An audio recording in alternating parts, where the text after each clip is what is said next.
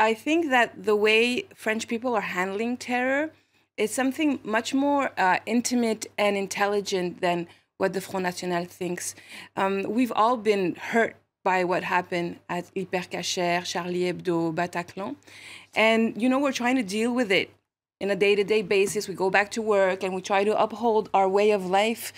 And what we need isn't more violence, isn't more inter-community tension, isn't a new war among French between whether you're Muslim or not Muslim or sons of immigrants.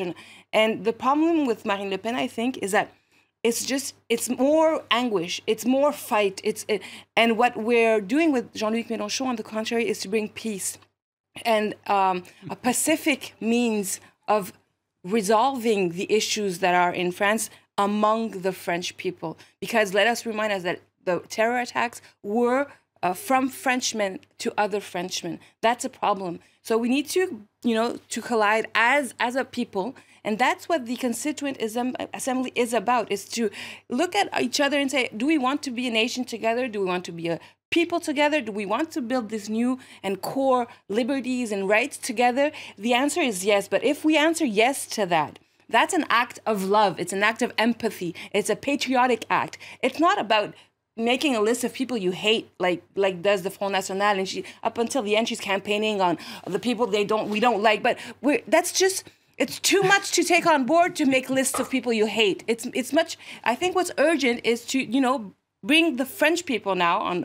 together and do this new constitution, because that's just what history is asking us to do right now.